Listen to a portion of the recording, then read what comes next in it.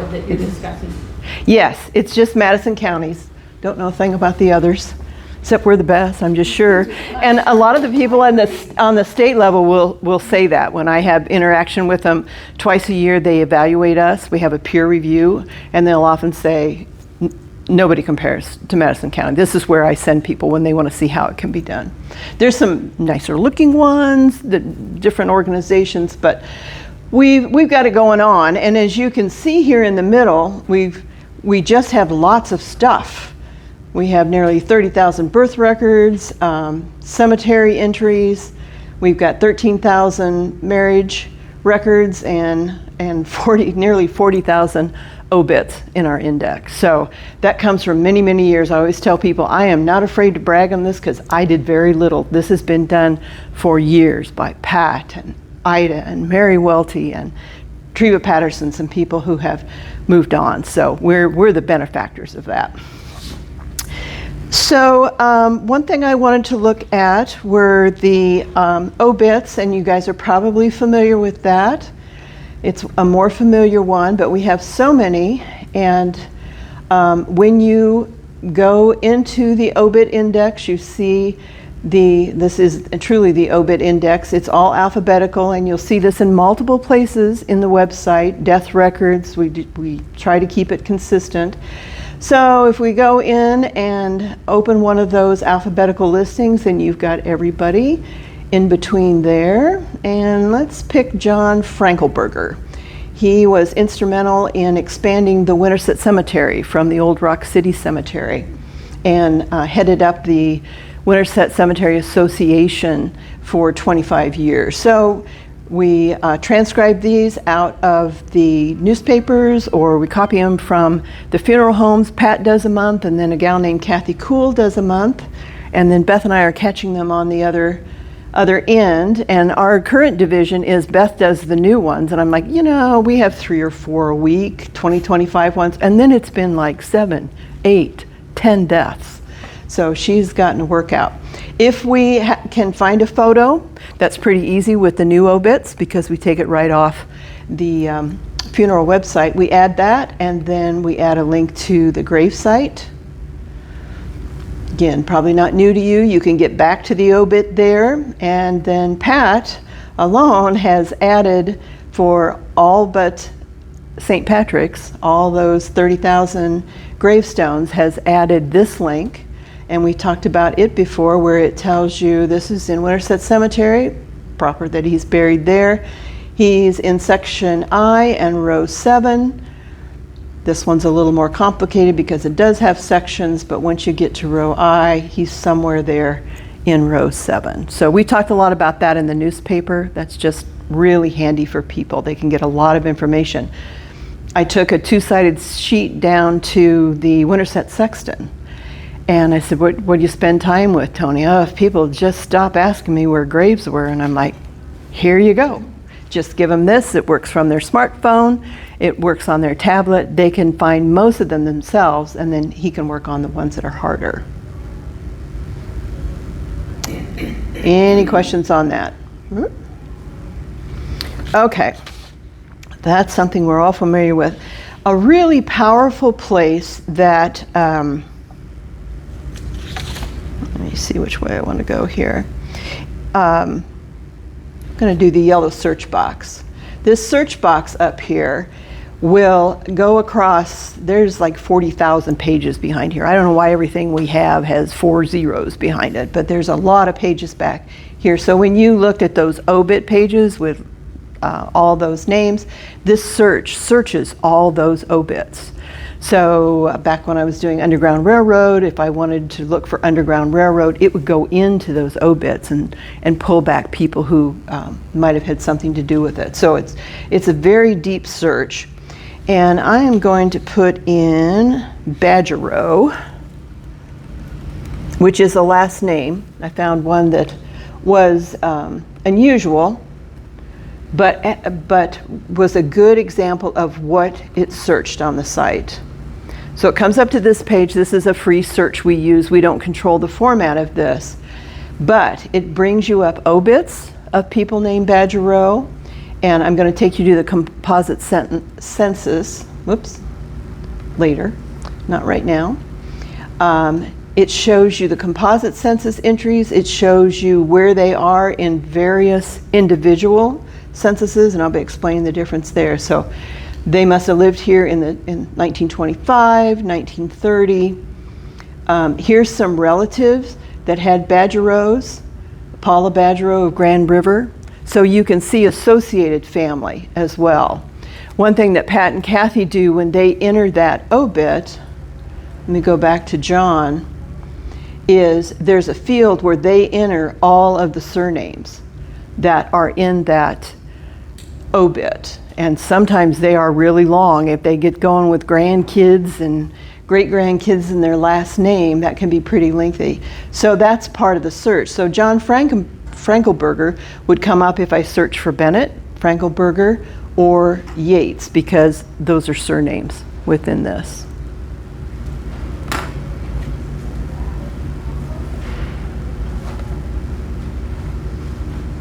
There's multiple pages. Here's the next page. And there's more Badgerows, cemetery records. It will take you to their cemetery records, which is another list. And then the Iowa Gravestone Photo Project, which we just looked at. So I just think it's a really great place to start because it will take you all those places, the obits and the gravestones, and then it might be in birth records, it might be in marriages. You just see it all those places. So is that, how many of you use that? Donna does? Yep. I'm on this all the time. Yeah. The search part. The search part, and just so much, just like you said. Yeah. The search part will tie, it's spelled that way. It'll tie to everything in the records behind it. It will, yes, and everything's got to have a little caveat. There's some records we have out there like guardianship records, and they're out there as PDFs rather than us typing them into a page. It can't read inside of a PDF. You know, you can do that, you can search on your computer and read inside a PDF, but this search does not do that. So there's a few areas, but even the guardianships, we're starting to put them online as pages so that doesn't happen. So almost everything. Something else that doesn't search, I want to show you bibliographies.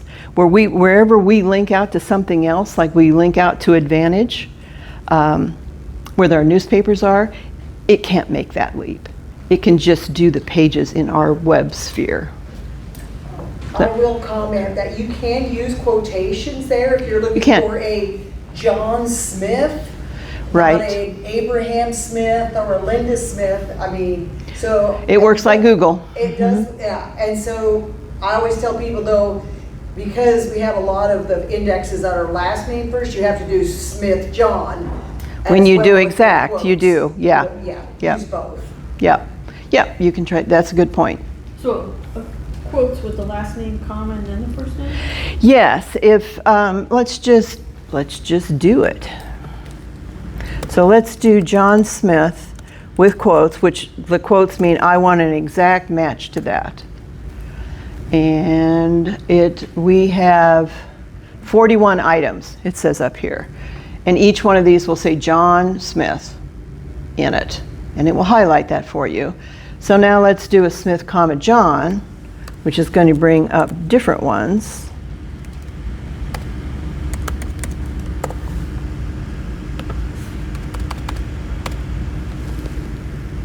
Probably with a space. Search. I don't even use the comma. And you know what? Google searches delete those, as does the newspaper search. There you go. Yeah. So there's all the places that Smith, comma, John is. So any database you use, anywhere, Ancestry, you want to try different combinations of the name and the usual misspellings. I was working with some Paulins this week, P-A-U-L-L-I-N. But when I looked and was putting them together in the family tree, some were L-I-N instead of L-L-I-N. So I went back to several of them, and I put both spellings in those surnames so that they would be found. So you always want to unless your name is Smith. You got other problems if your name is Smith. But if you've got something like that you're not Thompson, does it have a P? Does it have an H? Try them all. And families changed over the years. Yes, yes. I'm talking to myself as I'm remembering these, and I'm going, for Thompson out loud so I can remember which one it is. So any more other questions on the search? Very powerful. Great place to start. Or just cruise by as you're checking. You can also search for things other than names. Like you said, you searched for the Underground Railroad. Yeah. Yep.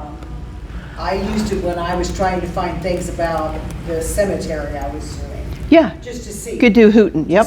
Yeah. Yeah, it's a great way to see who all's buried there. We might find an obit that had Hooten in And it. there was no stone, then you can, yeah. And we try to put a picture of the cemetery up, especially if we have an obit. We'll just put a picture of the cemetery up and say unmarked grave, their name, and then point to the obit. So when you look at that cemetery, they are at least listed there, and the obit is what supports that, because it says they were, Tuesday they were buried in Hooten Cemetery. Yep, so railroad, I came up with 14 items. Oops, no, I haven't pressed that. That doesn't sound right. 600, and that may be a max, or maybe more than that. But if you were looking for railroad employee, and sometimes we get misspellings, there's employee with only one E. With all that data, there's going to be spelling errors and this and that and spacing. Anything else you can think of, Donna, how you use this? Not right now. Okay. All right. So back on Badger Row, it has the composite census, and I'm going to go back to the home page and show you where that is. All our census records are here under this tab, and here are the various census. So if we go to the 1880, it's got the page numbers by township, but how do you know who's in there? It used to be before Kent built the composite census, you'd have to go, okay, they're in Jackson Township, and I'll just start through all these and then maybe do a Control F once you're on that page and see if you can find the person. No more, because a few years ago, Kent built this composite census, and I use it a lot to find out how long someone was here. They'll say, well, my grandpa has land, or my great-grandpa had land somewhere. Can you tell me where it is? Well, first of all, I need to kind of know when he was here. So I'm going to, another index, I'm going to use the Pender for this name. Yes. Did that go to that name index first? It did. When you went composite census, it went to this. Okay. The green talks about it, goes right to this, and then you pick out the last name. So before we go down to Pender, I just want you to, because this will roll away the headers, you've got the last name, the first name, you've got a year of birth, which you will see change because that is evaluated based on the year of the census. One time they may take the census April 1st and you haven't had your birthday, and another time they may do it in November and you've had that birthday, and so the year of birth is calculated differently. Or maybe a woman got younger as she got older, there's some of that. The neighbor wasn't quite sure how Yes. Yeah, they weren't home, so the neighbor filled it in. That's right, or it was a 12-year-old that answered the door. There's censuses are a good indicator in many ways. Then you've got the township they're in. So the reason I showed you that 1881 first, it's so confusing, is I'm always writing this down. The township they're in, the page they're in, the line they're in, and then the years. So if we look down here at Elsie, for instance, Elsie looks like the same gal in those 3 entries, or 4 entries, because the years are at least within each other. Now you can get fooled if you're a Johnson, a Smith, or a Thompson, or a Miller, or a Porter. Some of the names pop up and I'm like, oh, I'm gonna be here a while. But those appear to be all Elsie because we come over here and she was here in 1895, 1900, 1910, 1920, and there's one more. 1925. So, it might be the same person, and you're going to go to the censuses and see if she's with her family. She didn't get married during that time because she would have been under her married name. But now I know when she lived here. So let's go down to the Penders. Well, let me look at Elsie and see. Yeah, not seeing what I want there.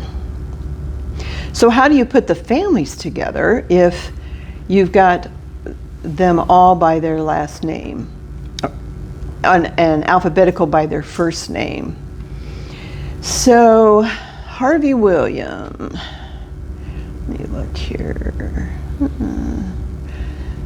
Harvey William, I just kind of go over like I did with Elsie. You can see his birth year is, 1930, he got a little younger. His birth year changed, but probably the same guy, and he's been here since about 1885 and 1930. Now, when I go back to the census page, I want to talk about 1940 and 1950. We have stopped transcribing them. The older censuses did not have the tools that the 40s and 50s censuses do on family search and ancestry. So it's a heck of a lot of work to transcribe them because the population's pretty good size, and to put it in all the composite censuses. It'd be nice, but we stopped at 30, and 30 is a really good one because it asked a whole bunch of questions about, I guess it's the 40 that asked a lot about 1935 too, but it only goes to 30, so you won't see any past then. 1930 or all the 30s? There was only one taken, and it was taken in 1930. Because federal censuses are taken every 10 years on the zeros, and state censuses are taken on every 10 years on the fives. And 1915 is the last one of those. 25. 25s. You're right. I just said that, didn't I? Thank you. If I had a candy bar, you would get it. So Jeremiah, I'd like to know if who he lived with. So here's 1954. We go back. We'll look at that in a second. We go way back with the censuses because Iowa didn't have that many people, and they were really good at taking censuses in the 50s. We've got a 54 and a 56, but they didn't always ask the same thing. But looks like he was born in 1825, and he lived in Scott.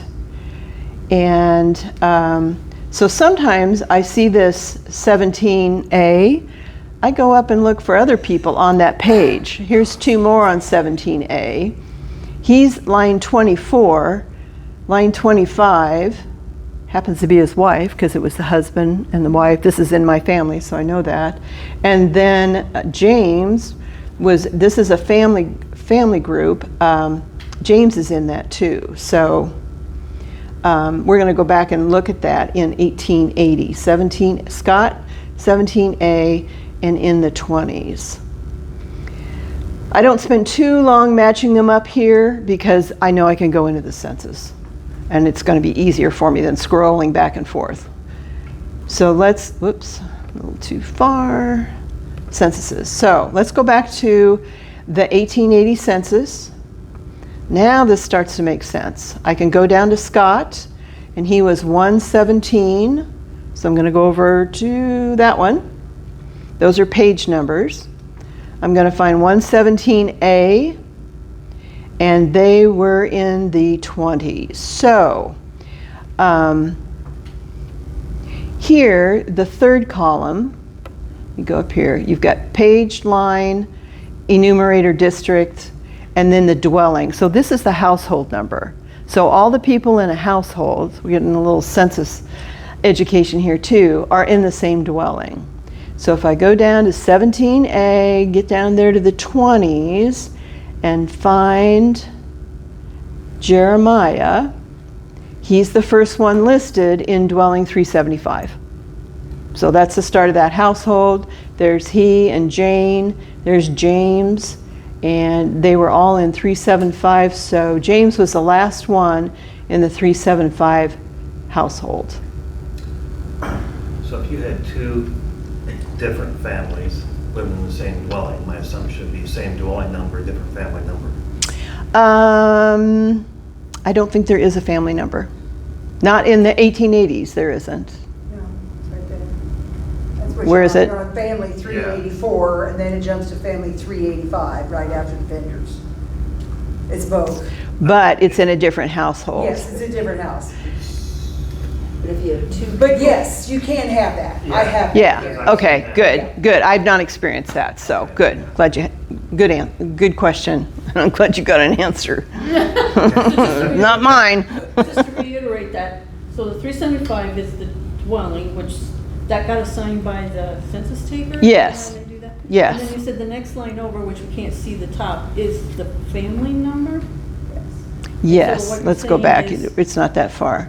Yes, it is family number. That makes sense, yeah. So if there was two families at that same location, the person would have assigned them another family number. Yes.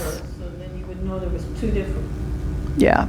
That's what I come across. Sometimes you'll see a granddaughter with a different name, and I'll see that in the same family number. But if it was a whole son and a daughter-in-law and a couple kids and they were all in the same house, then yeah, there's likely a different family number for them.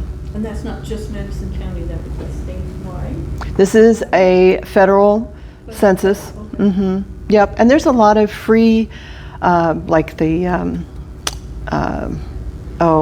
what's in Independence? The Mid-Continent. Yeah, wanna say- Midwest Genealogy Center. Mid-Continent Genealogy Center. If you go to their website, they have free helps for the federal censuses. They're not going to have Iowa, but you can print out the sheet like they would fill out, where it's readable and it'll explain the different columns on there. So if you're doing a lot of census work, I suggest you print some of those free. I'm sure Ancestry and Family Search have them too.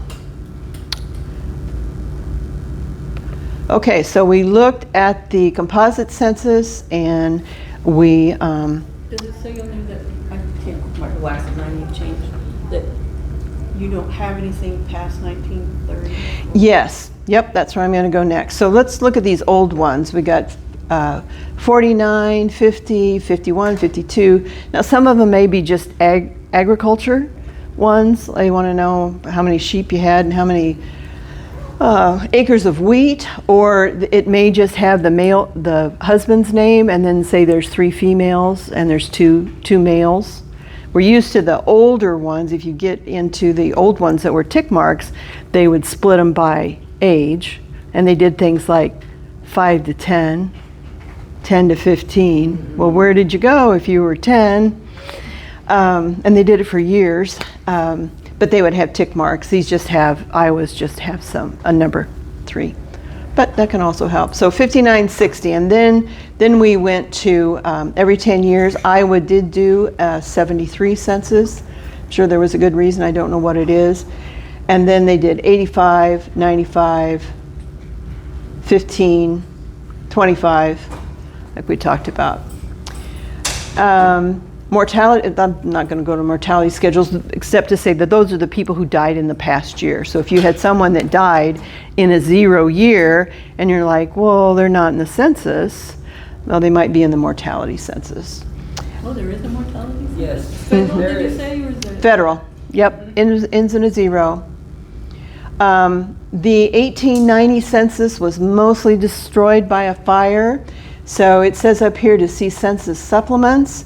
And we're trying to add some things that might help you with that. So we've got a 78 farmers directory and an 1892 farmers by post office.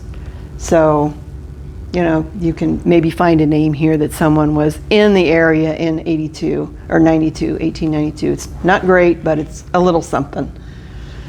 So in 1940, it's got 3 asterisks, and really I should update the 50 census.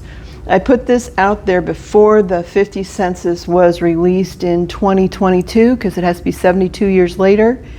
And this page tells you some things. We should just point to the other. So I will get on that. So let's look at the 40 census. It takes you right to Family Search's 1940 census, because they've got all the tools that you need, and it's just not worth us doing that. So the asterisks say these censuses have not been transcribed by Madison County and are not in the composite census index. To provide you with access to this information, the links take you to that information on familysearch.org. So make a mental note to change 1950, and then it'll probably look exactly like the 1940, except it'll say 1950 over there. That's nice. That's nice that it links it right to it. Yeah, yeah. So the last thing I was going to show you was something you're probably familiar with. In our newspapers page, we have quite a few different local resources there. So this top part here is what you get if you go to, if you're used to using winterset.advantage-preservation.com. It's the same thing. And it has our plat maps there, the known plat maps that are out at the Historical Society. It has our high school yearbooks. Since Jim graduated here too, we'll start arguing, she's in that class. No, she was in that class. And didn't he go with her? And we'll go back to the yearbooks and find some of that out. There's some atlases there. Our 1984 Madison County history book, the Big Burgundy book, is there. And a few more miscellaneous things. And the Earlham Echo is earlham.advantage-preservation, but you can also get to it here. And then here are all the ones in the counties that surround us that have created. I think they are all with Advantage too. I'm hoping Greenfield newspapers will get online. I keep sicking Advantage Archives on the Historic Preservation Commission over there. They had a $500 off, and so I wrote Union County Adair County and said, here's your chance, it's $500 off. So the salesman called me and says, did you know you get $500 too? And I said, good, because I got more I want to digitize. Then some Iowa newspapers around, and then national newspapers. So if you find any new resources for newspapers that are free, and if they cost, I don't think I even have any on here that cost. So you won't see newspapers.com because you have to have a subscription to that. You just went to the Iowa newspapers, that would take you to all of the free newspapers that are on. Yes, the state of Iowa had a few that they digitized on their own kind of before Advantage Archives became so popular. So I think maybe one of them, they use Newspaper Archive, which is not the same as newspapers.com. But You don't have to know the name of the newspaper, just the county it's in. for the page I was on, that's right. No, I mean, if I wanted to know a newspaper that was in Marshall County. Can you go to that Iowa newspaper? Every site's going to be a little different. Okay. So you'll just need to investigate. For instance, on newspapers.com, which isn't on here, you can put a phrase in, you can put a date range, and you put a place, and you could put Marshall County, Iowa. But, you know. It'll pull up like 3 or 4 newspaper or whatever hits, and then you can see what newspapers. Yeah. Yeah. Yeah. So they're all going to be similar, but a little different. But they'll all lead you through. So what do you get off this page compared to newspapers.com? Newspapers.com is tons and tons of newspapers. So where these are what they say they are, you know, this is just Iowa. Probably the closest thing on here to newspapers.com is Chronicling America, which is Library of Congress. Okay. Tons and tons of newspapers, and you can select by. It is hard to use. The chronicling one? Yeah. Yeah. It's small, and you get hundreds, if not thousands, of hits when you type in names. And if you do a back arrow, it gets rid of all your search criteria. It's not very friendly, but I have used it successfully with some Des Moines papers. So the newspaper, just to reiterate, the newspaper.com, is that a fee? It is a fee. Yes. It's owned by Ancestry. Yes. But is it all newspapers across the country? Yeah, and beyond. But some. But It's some. never all, never, ever all. No. You'll never find all on any of them. We have done a ton of research on, like Earlham and, when we were doing the intensive survey. And you can go out and what you find out, like when you go through some of these, like the Stewart locomotive, which existed in the 1800s, they reported a ton of information on the Earlham Echo, on people, events, and those are not on newspapers.com. Mm-hmm. So these are very specific to their area, and they may not have them because, like, Winterset's missing some years, Earlham's missing some years. So you have to just kind of use different sources. Yes, and that's a good point. Advantage Archives pretty much works through libraries. That's why they're so local. Winterset Library hosts this. I'm just tapping into theirs. Earlham hosts there. But one thing I did put on here was Advantage Archives directory, a link right here. And it will show you where they have newspapers. Let me put in a state. Let's put Illinois. Stay out of Iowa.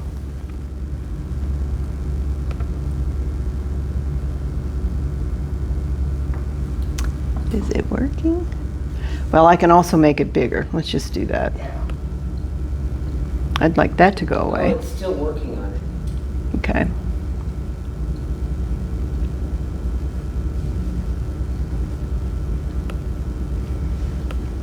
Not. How can you see it's still working? Well, it was. It stopped. Was. Yeah, It stopped. it was counting at It the was bottom. counting, yeah. Okay, did I stop it? No, I No, don't think so. I think it's done. Okay. There you can start to see lots of newspapers. Yes. So that says 19, that says 13 in that area. So you can keep drilling down, and then there's 5 there, so it shows me those. And then when you finally get down to just a pin, it shows you which library that is. And then you never know how much they have in them, because our library works in conjunction with Historic Society, but that's why the Platts and the Atlases and the 1984 is in there. It's a lot more than newspapers, but we don't need one that says Madison County History and one that says Winterset Public Library. So there could be way more in there than newspapers.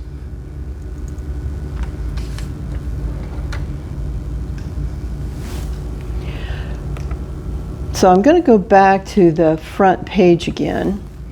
And one thing I like when I talk about that was the bibliography. Well, let's look at that page. No, that was the newspaper page. Bibliography is also printed materials. Now, the newspapers and these things that are digitized or that point to other websites, those are not in the search. Remember, I said it had to be the pages that Kent and I and Beth's going to touch. So the obits, the gravestones, that stuff, birth records, death records, but not, you won't find Cummings' name in the 1869 history by using the search. But we have several history books. We have an 1869, we have an 1879, it's the orange one. There was a historical atlas of the state of Iowa that has a little Madison County history, and it was available. But I'm going to open the 1869, and this is not on Advantage, it's the Library of Congress. So you open up different history books, they're all searchable, but it's kind of like you asked about the newspapers, Colleen. Can you do this or that? Well, you got to kind of figure it out. Yes, it does. You know, I don't want to see that many results, and I don't want to see a grid, so you turn that off. I want to see a single image. Go. And so now I'm seeing a single page. And you can download it, or different ones. They'll all have a search in them somewhere. So again, you just got to try them all out. They'll have what you want. So I want to do one more. Let's go look at the 1879 history. This is a great book for deep old Madison County history. It's hosted by Hattie Trust, but it has a page. You go down here, you can search in the text. You'll all be there, just be in a little different space in each one. So that's a nice place to look for Madison County history. Our 1915 is the white 2-volume set. You have to search each one separately. I think it's on something different yet. It's on Google Books. So, but again, it has a search. You can see a page at a time. 1984 history is on Advantage. So you can put in, let's do American Legion, and I want an exact match. Let's see if we have that. And there's 49 results. And every page that come up, it has a lot of family history in it. I used to call it the Book of Lore because everybody wrote their own history. And it's not sourced, but it's a really good place to start, and then double check the facts. What did you say? You called it the what? Book of Lore. Oh, yeah, family lore. Family lore. Not fact. Not fact, but lore. Yeah. But I have really come to appreciate it. Now, can you just go back there one more time Yeah. to the Advantage? Because I think there's one more thing that you type in.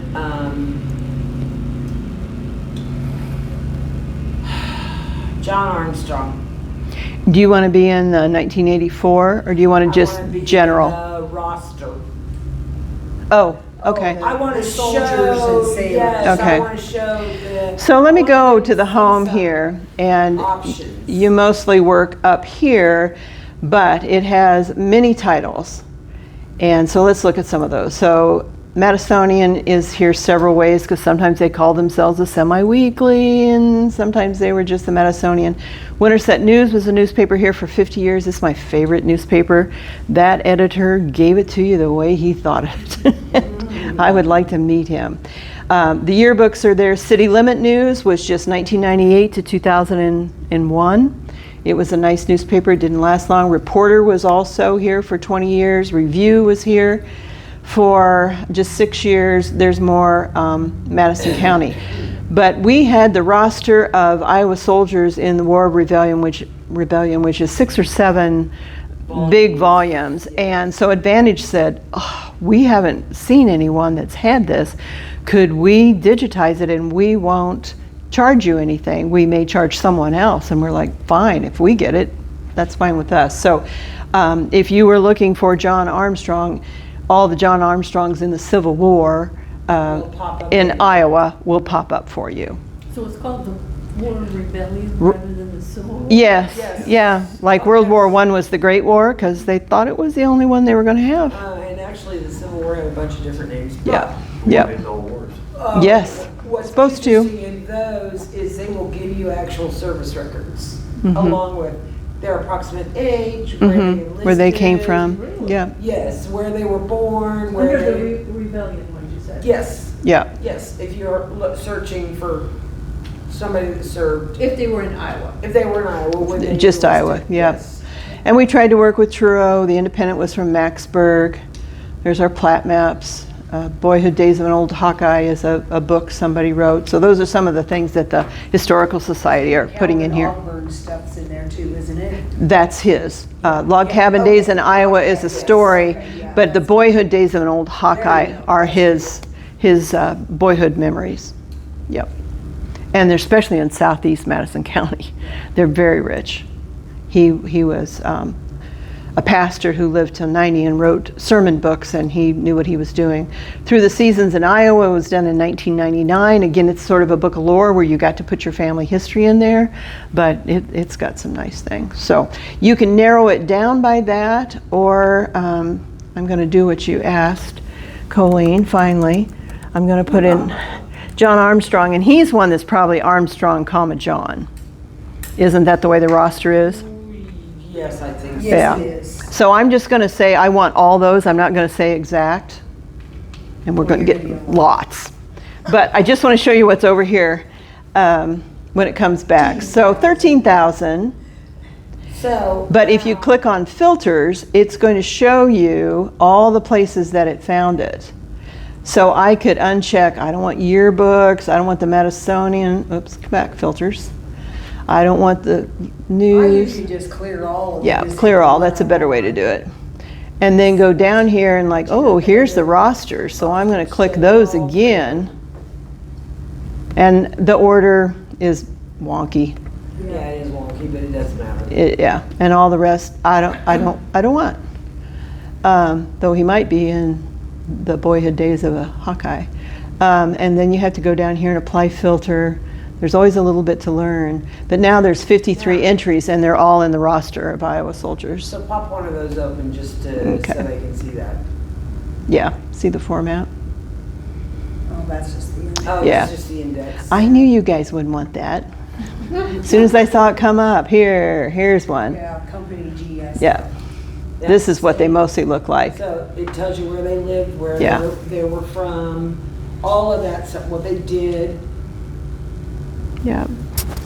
And again, these books and the newspapers, you're not going to find in that wonderful yellow box search. Okay, so going back, that's in Iowa, not just Madison County, never mind. It's Iowa. This is- There's no reason you couldn't click on these. Now that I've got them filtered down to this, I can put Madison County in.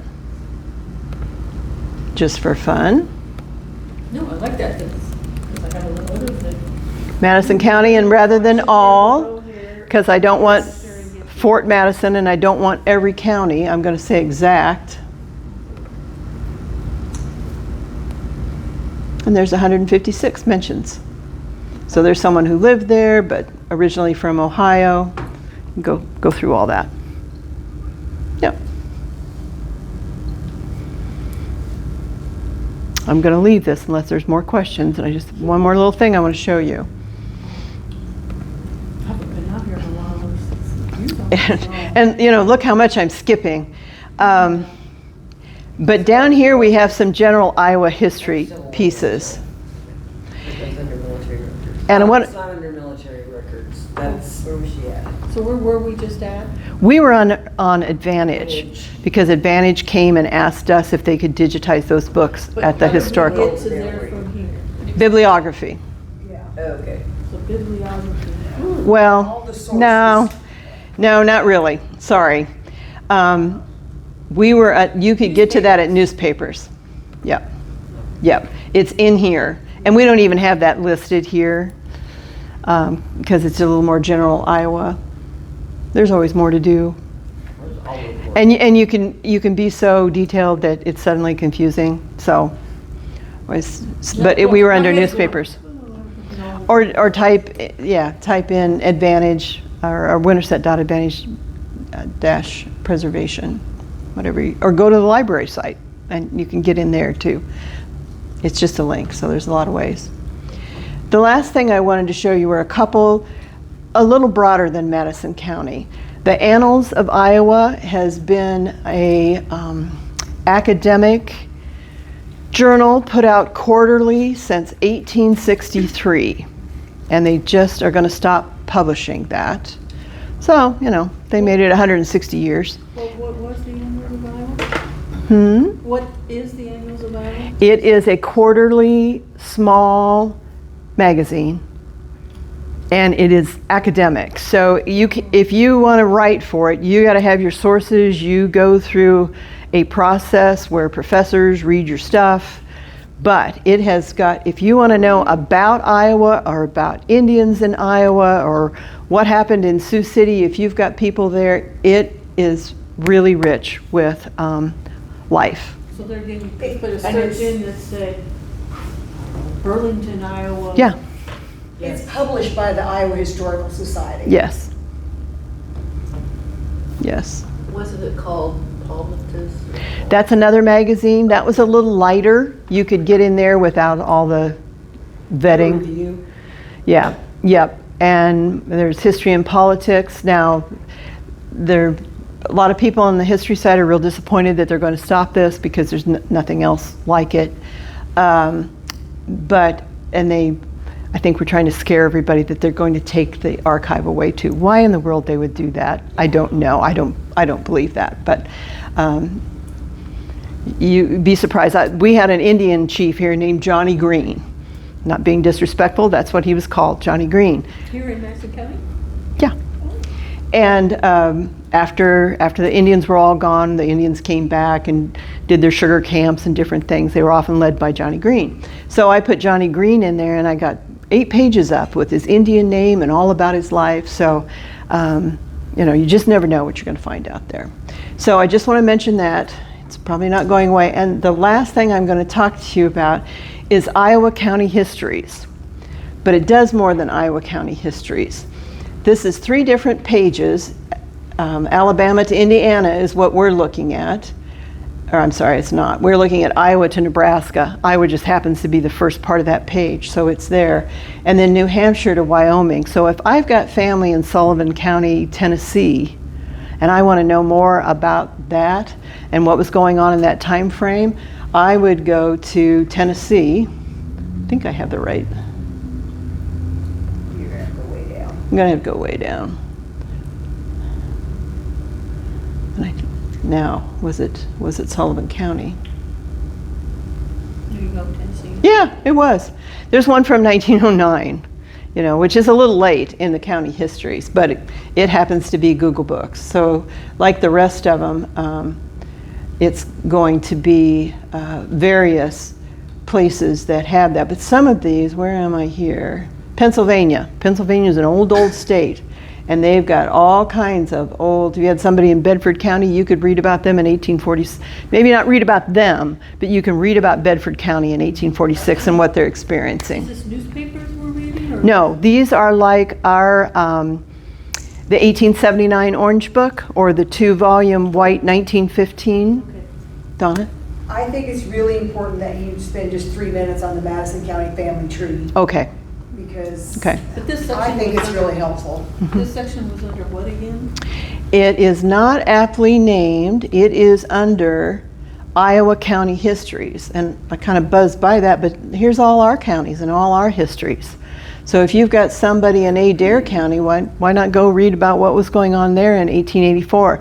And they often have farmers lists in them, and our 1879, you could just be listed as a farmer, or you could have a whole paragraph about who your kids were and who they married and where you came from. So I just think that's really good for local history, and then something on our website that goes beyond. Okay, thank you, Donna. Should have included that.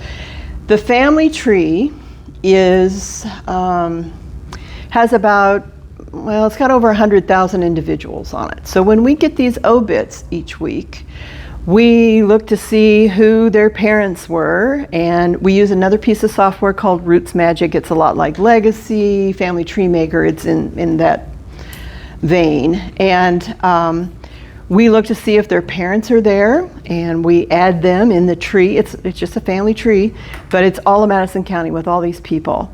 And so we'll find their parents and put them in, and oftentimes I'll look at their parents and go, we don't have birth and death date for them. Do we have an obit for them?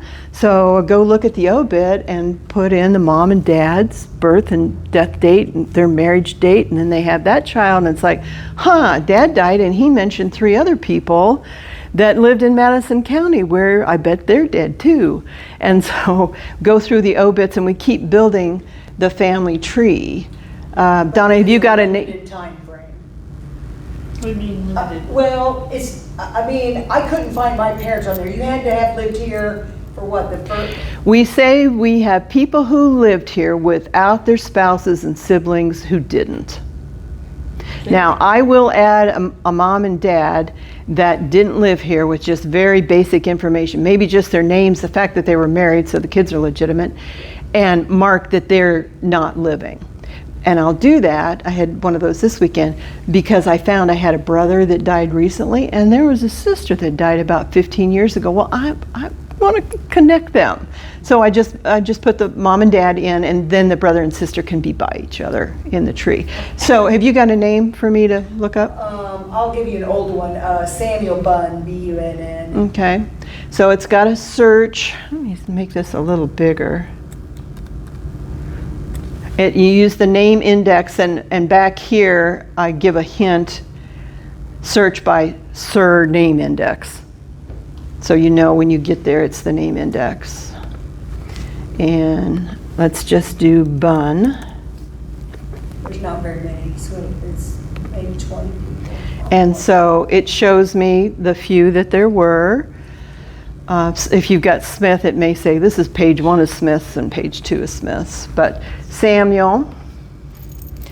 And so this is what we have put in the family tree.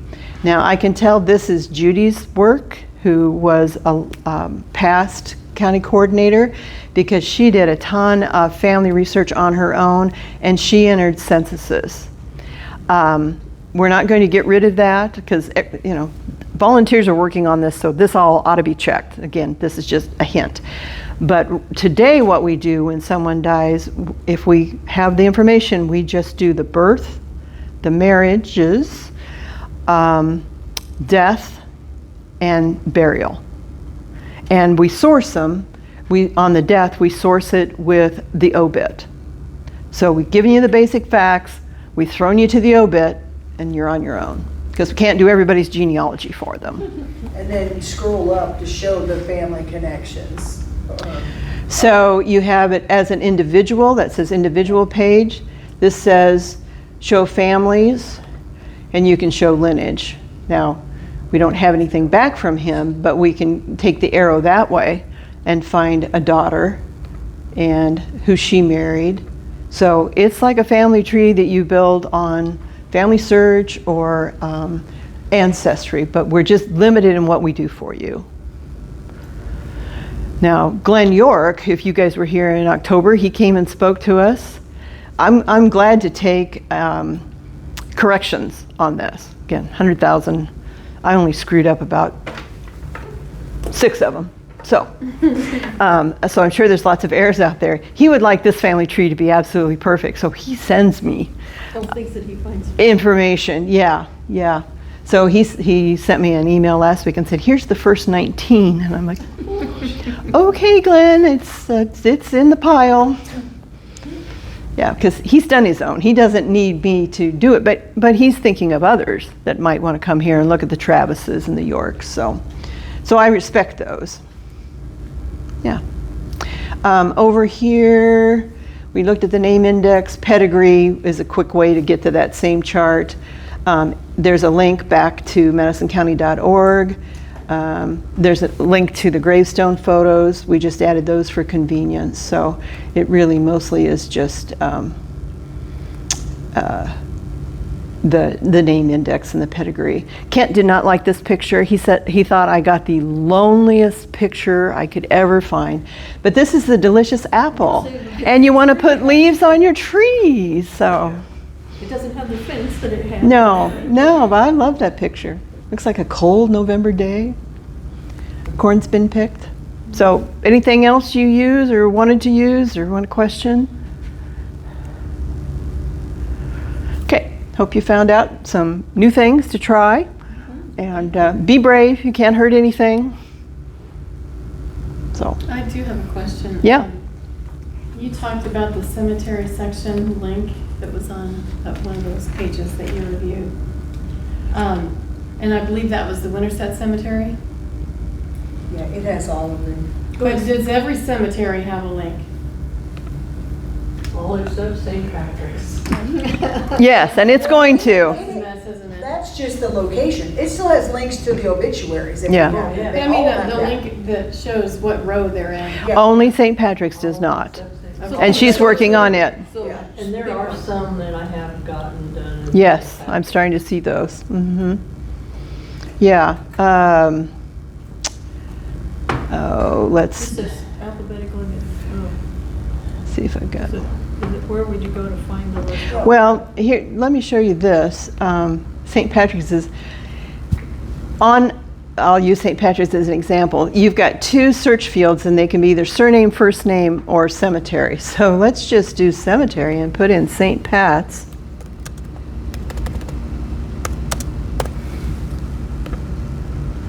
And there's 3 less than 1,300 there. So a lot of them, there's one you've gotten done. Yep. And we're always then going back and looking for the obits of those. Pat has diligently been looking for obits. She's the old ones. Those are the ones you passed to me. But we would like, and Donna was looking for those too. Down in, Handful. yeah, you got a handful. Yep, because I gave them ones that I knew in those cemeteries they were interested in that didn't have obits. So click on the cemetery section and show them. Oh, yeah. Yeah, so this is a little different. Okay. Remember, you saw Winterset. Yep. Winterset had rows. This has no rows because why, Pat? You can't find a row. That's The true. row is They were very drunk straight. and Irish. Yeah, yeah. Yep, that's the answer. After the wake. Yeah, I was gonna say, it was after a wait, they decided that Yep. they were gonna mark them out. Drunk and Irish. Interesting. But if you click on, We were out there first time. Got one of 'em. Couldn't believe it. well, that one you were just on, what section? Oh, yep. He's in E. E1. So let me get back down to what you're going to normally see. And so this one, Winterset was down the side. This is on the bottom. Oh, Come Sorry, on, well, Paige, you requested isn't there. you don't, all right. How about F and G? okay, well, Kent has decided that these red numbers, I need to find out who's buried in those gravestones. Uh, So he kind of made that So many he's rows. trying to make it easier for someone to say, okay, in this number 15, if I can find whose name that is, Mm-hmm. then I can find, if I can go down to the south, I might, so many gravestones, I might find the rest of Yeah. my ancestors. He's kind of asked you to find primary gravestones, Yeah, but he's picking them out. he's picking them out, so I have to go find them.